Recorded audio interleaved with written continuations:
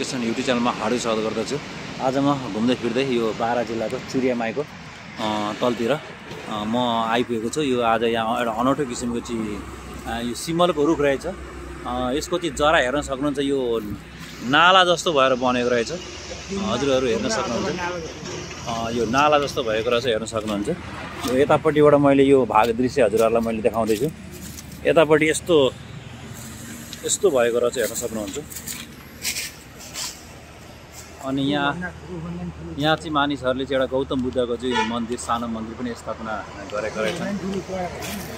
रुखभन्दा पनि ठुलो यहाँ जरा रहेछ, हेर्न सक्नुहुन्छ।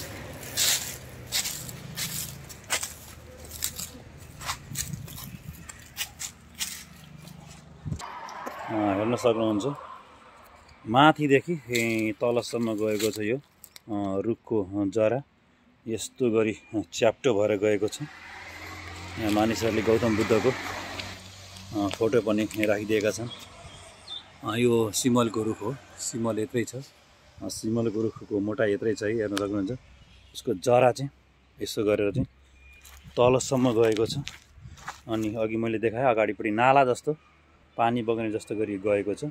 अब यो पछाडिको भाग हो, म अगाडिको भाग पनि देखाउने अनुमति चाहन्छु।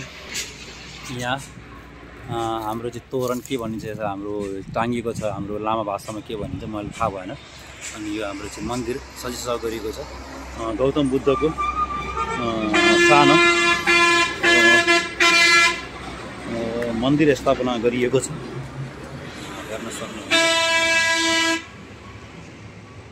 अब यहाँ लेखिएको छ के म बुझ्दिनँ यो भाषा चाहिँ है, लामा अक्षरमा गौतम बुद्धको चाहिँ मूर्ति स्थापना गरिएको छ, हेर्न सक्नुहुन्छ।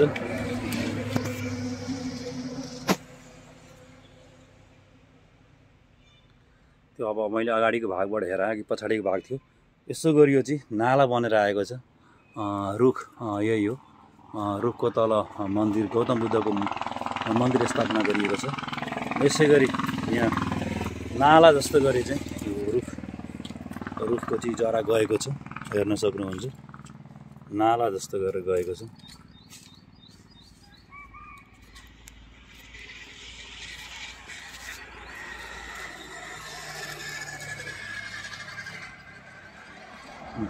माथिबाट तलसम्म गएको छ, तलदेखि माथिसम्म यसरी हेर्न सक्नुहुन्छ हजुरहरू।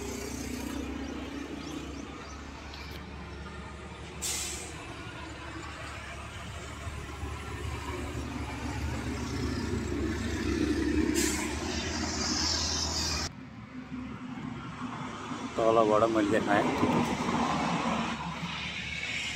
यस्तो छ हामीहरूको रुखको जरा, नाला बगे जस्तो बगेको छ, हेर्न सक्नुहुन्छ।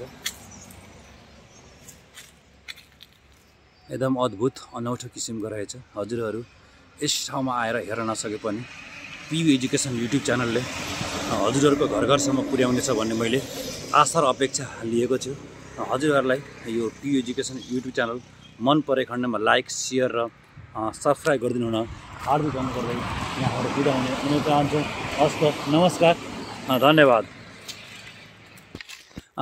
यो मन्दिरको बारेमा दुई शब्द बोलिदिनु हुन म हजुरलाई हार्दिक अनुरोध गर्दछु। यो रुख मैले आजभन्दा 10 वर्ष पहिलादेखि देख्दाखेरि अनौठो र आश्चर्य लाग्ने कस्तो अनौठो किसिमको रुख रहेछ। कस्तो भगवान्को शक्ति यो कहाँबाट आयो, यो के गरी यस्तो भयो, यो रुखमा पनि यसरी शक्ति दिएको, परमात्मा यही रुखमा आएर बस्नु भएको रहेछ भनेर मलाई त्यस्तो गौरव लाग्थ्यो, विश्वास लाग्थ्यो। तर यो मन्दिर बनेको थिएन। यहाँ मन्दिर चाहिँ अब भर्खर 2 साल जति भयो यहाँ मन्दिर बनेको, र अरूले पनि यसमा आस्था र विश्वास राखेर यो रुखमा भगवान्को शक्ति रहेछ भनेर आएर यो मन्दिर, यो रुखको उसमा चाहिँ छेउमा ल्याएर मन्दिर, गौतम बुद्धको मन्दिर ल्याएर राखिदिएको छ। मलाई पनि यो कुरा ठिक लाग्यो, विश्वास लाग्यो। यहाँ भगवान्को शक्ति रहेछ, शक्ति नभइकन यस्तो हुन सक्दैन। चमत्कारै देखाइदिएको छ यहाँ। यस्तो त कहिले पनि हामीले देख्न सकेको थिएनौँ। एउटै जरा चाहिँ रुखभन्दा ठुलो जरामा चाहिँ यस्तो ढुङ्गा जस्तो अथवा साँगो जस्तो, अब नाली जस्तो, कुलो जस्तो, यस्तो किसिमको अनौठो किसिमको एउटै रुखमा एउटै जरामा त्यस्तो भएको लामो न लामो जरा देख्दाखेरि मलाई साह्रै गौरव र एकदम रमाइलो लागेर मैले यो भिडियोमा चाहिँ उपस्थित भएर बोल्न पाएको छु। यसमा मलाई धेरै धेरै धन्यवाद। गरिदिनेलाई धेरै धेरै धन्यवाद दिन चाहन्छु। हस्त नमस्कार। हस् त धन्यवाद।